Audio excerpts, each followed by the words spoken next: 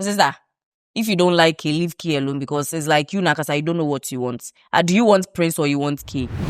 One thing that this generation is failing to understand, that parental consent in relationships are very important, especially when you're looking at making the person a permanent partner, like marry the partner and all that.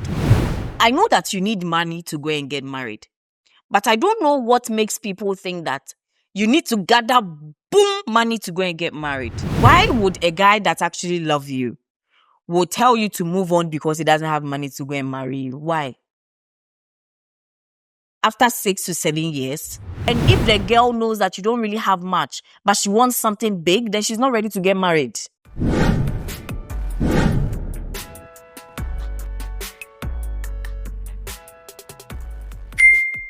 Let's read some stories. This is the POV podcast. My name is Nanyeke Adepa Ando.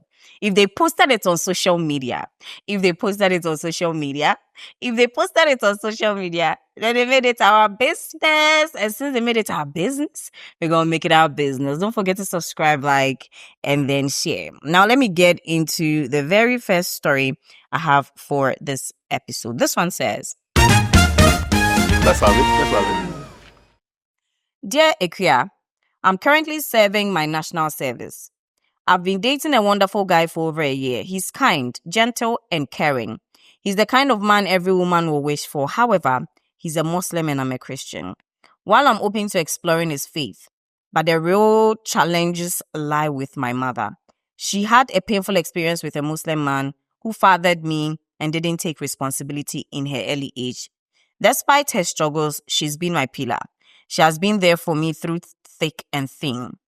It wasn't easy through my education journey, but she stood behind me as a mother and a father. I am afraid to disclose my relationship to her, fearing she will feel betrayed and broken. She has sacrificed a lot for me, including her education, since she gave birth to me at her early age. I'm torn between following my heart and preserving my mother's peace of mind. Should I end the relationship for her sake, or I'm lost? I'm seeking guidance. One thing that this generation is failing to understand, that parental consent in relationships are very important, especially when you're looking at making the person a permanent partner, like marry the partner and all that. What I can tell you is that you can't sit down and assume for your mother. That being said, test the waters first. Test the waters and see her reaction. If you test the waters and the reaction is no good, then you need to find a very crazy strategy to get to tell her. You don't mind his faith, so that's fine. But test the waters. Maybe come up with a story. Oh, you have this friend that, the mother doesn't like Muslims. So test the waters, okay? Okay, so this is a continuation. I played a game with her somewhere last week to see her mind. Exactly what I'm saying now. So I told her that there's this man who is after me with the intentions of marrying me, but he's a Muslim. So what's her opinion? Should I accept her? Her response was, a rabba, a hot diamenko, makatreo, don't go there. Right now, I don't know what to do, whether to step back or continue with the relationship. Well, you know her thoughts now. You know that definitely it won't work out because of how she feels. Even if it's going to work out, it's going to take a while for it to come to the acceptance that that man is not the same as every other Muslim out there. If your man is as good as you claim he is, let him be a responsible man and go and do an introduction himself. Go to your mother, introduce himself, and let him understand that let's explain to him how your mother feels about Muslims. And let him go and talk to your mother and make your mother understand that he knows that somebody has come to spoil their coin, but he's putting himself on a silver platter for her to understand that he's not there to mess around or to just waste your time or to hurt you or anything. All right? Let him go. Like, go with him. Don't just tell her first. Go with him. If you tell her, she'll tell you that don't go there. Let the man, go. Or maybe you can go with the man, and then after greeting your mother, you can just excuse them. You tell your mother that the young man wants to have a conversation with her, and you excuse them and allow the man to speak for himself. And let's see how that can change anything. Do you understand? Because vouching for yourself as a human being can be one of the most incredible things in certain situations. So let him go vouch for himself, all right? And that is if he knows that what he's going to say is the truth. Let's have it. I don't even know where to start. Equia, please keep me anonymous. I became close to my new JHS teacher after we relocated from my old place to my new place. We started eventually, even though it was not planned. We dated from JHS to third term to when I finally completed SHS. I was so in love with this guy and he was madly in love with me too. He was 7 years older than me, yet we were so in love, even though it was a crime. Because I was young and we never intended to date. But it happened, even though we both tried to avoid it. Then along the line, I got pregnant. We both decided we didn't want it and I had to abort it. We got the drug. He asked me to come over to his place so I can take it. But I said no. I took it at my end and hid the packaging of the drug. I intended to research about it. My sister later found it and confronted me about it. I told her the truth and she asked me to leave him because if he can make me put myself at risk like this, he didn't love me. I didn't heed to it, but I became anemic because I lost a lot of blood. And only took the blood tonic added to the abortion pills. All this while, he was very supportive and he loved me dearly. After SHS, when I turned 18, I started to dislike him because I felt he's the reason why I became anemic. I didn't communicate to him though, but I changed and this affected us even though he tried so hard to resolve it. Eventually, I broke up with him. This affected him so much that he almost lost his mind. Mind you, he was a playboy and he changed for me. I just couldn't stand him anymore. I met this amazing guy afterwards and we started dating. Let's call him K. He also had been very supportive and loving. 4 years down the line, my ex, Prince, and I reconnected. We got talking. He was in a relationship, so was I. We met a couple of times, then I apologized to him. We stopped communicating again because he claimed what I did hurt him. And even though he's forgiven me, he can't get back together. I was okay with it because I was in a relationship. He called back first of this year and we got talking again. Before I knew it, we were dating. I felt like we never broke up, even though he's forgiving me and was extremely busy. He made time for me and updated me on his life for the past 4 years. Mind you, I was still dating and he's my ex. Prince gave me time to go and break up with my current, which is key, since he also broke up with his girlfriend at that time. After we started getting serious, I asked him if it was because of me. He said partly yes, and partly because the lady had cheated multiple times and had a very bad temper. My current boyfriend had not done anything, so I did not know how to break up with him because all he ever did was love me. I told my ex-Prince about my current guy, K. And apart from my ex, my current is the only person I've been with. Fast forward. My current and I ended our relationship because I was not giving him attention. My ex and I started talking about marriage and all. And since he said he was not ready to lose me again and he's ready to get married, mind you, I'm just 23 and was not pleased with the idea. He psyched me up for it. I even told my parents about him since he wanted to come and see them this year. He has my dad's number. He decided to tell his mom about me. And his mom vehemently disagreed, saying he almost lost his mind the other time because of me, that she won't agree for us to be together. She knew everything that happened because her son confided in her. Mind you, she single-handedly raised him. He told me he would talk to her. Later started acting off and told me to reconsider the guy I ended things with. And since he really does not know if his mom would accept our union, he doesn't want to hurt her. I agreed for us to separate, but I told him I was no longer interested in my current, so he should not play matchmaking. During our separation, my current mom wanted to see me. I went since I was cool with her. My ex now, my boyfriend then, had told me he wanted to come and see me, but I said no. I ended up staying longer than I thought with my current. That is key. My ex then called my dad to inform my dad that we are having a misunderstanding and I have refused to see him. My dad called me asking why and that I should pick my ex's call. I did, and from the way I was talking, he noticed I'm not alone. My current, K, later took my phone and called my ex-prince. You can imagine what happened. My ex broke things off with me, telling me I cheated on him. That if I wanted to go back with my current, I should have told him since he's trying the best to convince his mom. My current K and I are still together, though he forgave me, but still hurts me that my ex accused me of cheating when he was the one playing matchmaking. When you distance yourself in the name of you don't know the outcome of you talking to your mom, I still love him. That's my ex-prince. I still can't fathom why he gave his ex multiple chances, but can't give me another chance. He claimed he loved me, but decided to leave me and forget about him and be with current K. What do? I don't understand. So now you're with K. Sister, if you don't like K, leave K alone, because it's like you, Nakasa, you don't know what you want. Do you want Prince or you want K? And mind you, know that the Prince that you are going to, there's a possibility that he will listen to his mother and not marry you. And from how I'm seeing it, he's using his mother as care of to have you around and let you be around.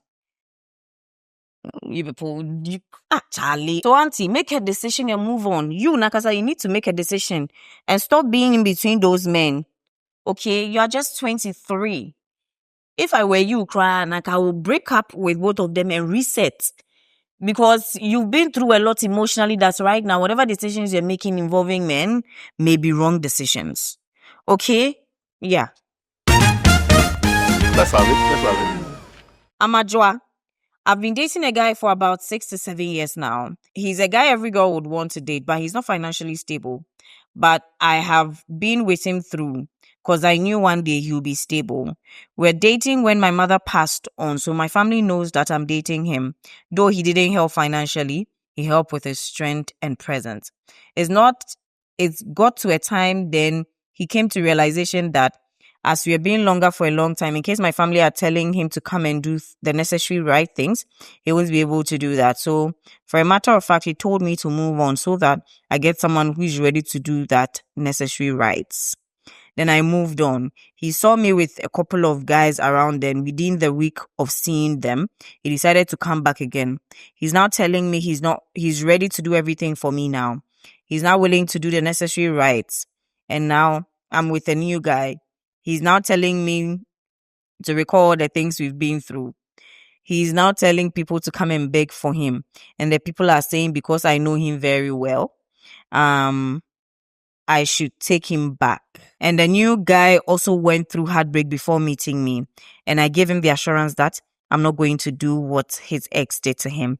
Now I'm confused. I don't know if I should go back to my ex or move on with a new guy. I need your opinion.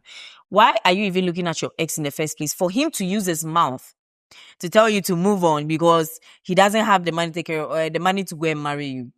I want to ask a question. Why would a guy that actually loves you will tell you to move on because he doesn't have money to go and marry you? Why? After 6 to 7 years? One thing I don't understand in this generation is that I know that you need money to go and get married. But I don't know what makes people think that you need to gather money to go and get married. You can do something with your family. And if you don't want all these church decorations and wedding gowns and long, people, they've done a new one for you. The one that you go to court and sign. That one has become popular now. What's the name they call that wedding safe? Civil wedding. Abi, is that not how they call it? Civil wedding. It's easy. You go to the courts, you sign, you move. So why are you stressing over what you don't have control over? You don't see. Let your family just go to the courts with you. You just want to show off. I'm not saying that if you have the money, don't do it. But don't keep using money as an excuse not to get married to people you're with. Just because maybe you want something big. And if the girl knows that you don't really have much, but she wants something big, then she's not ready to get married. Period. Let's have it. Dear Ekia, keep me anonymous. I met this guy in SHS and we started dating. Because he was my first boyfriend, I loved him wholeheartedly. And I did all I could to show him how much I loved him. But unfortunately, he treated me so bad in the relationship. Anytime I complained about something he was doing bad, he would not apologize, but rather pick a fight with me. I went through this toxic relationship for a whole year and gathered courage to leave. I tried my best not to contact him, and he didn't too. and didn't care. I sent him a breakup message and he told me he won't break up with me. He promised to change, but he went to his old nonchalant and immature behavior. Now he's intruding into my new happy relationship that he didn't break up with me, and hence he won't allow me to move on with the guy. Please, what should I do? Go to the police station and report him for stalking and bothering you. Get a restraining order, report that he's harassing you, he's your ex-boyfriend, he treated you bad, you're walking out of the relationship, he's not allowing you. And let them take it from there. If you people think laws don't work around that, it works around that. The girl tells you, I'm done with you, leave me alone. The guy tells you, I'm done with you, leave me alone. And you are telling him that if I don't have you, I won't let anybody have you. That is even scary because the person can come and unalive you. So please report him, get a restraining order, and move on with your life. Around nonsense.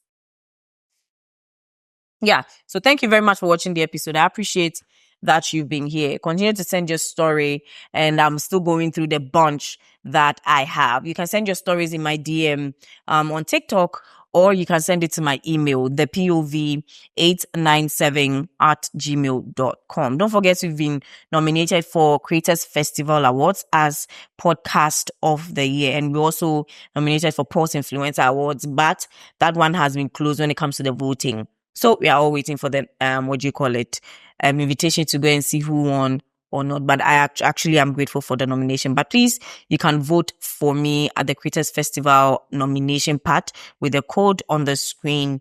And then one vote is, I think, 1 CD. You can vote as many as you want. I would appreciate it. Thank you very much. Now, there's one thing that I know is going to happen this December. The aspirants are coming down. People are coming down. If you need private security, if you need protection for yourself, for your family, for your friends, whilst you're on trip, whatever it is, I want to recommend somebody to you that can be helpful. He is accredited, he is hardworking, and he's good at a job. He has protected a lot of, VIP peoples in this country. All right. So then let me recommend Arnold, who is an executive protection specialist. He protects people for a living. He will put his life literally ahead of yours. Right? So contact Arnold through the numbers on my screen for protection. When you're traveling with your family, if you're doing something that you need protection, contact Arnold for it. I'm not saying you're armed robber. They have called him. No, I'm talking about private security.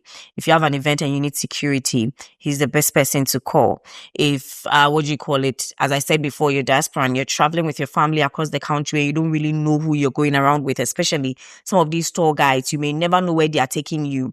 They can do you bad. So you hire somebody like Arnold to be part of the trip to protect you and your family. You and your friends are going out somewhere. You have VIP people. You need security. He's the best person to call. So please reach out to him on the numbers. I've also tagged him right down there on my TikTok. So reach out to him and then get the protection that you need and deserve. All right. Thank you very much for watching the episode. I will see you in the next episode. This has been the POV podcast. My name is Naneka Depando, and know that Jesus loves you. Bye.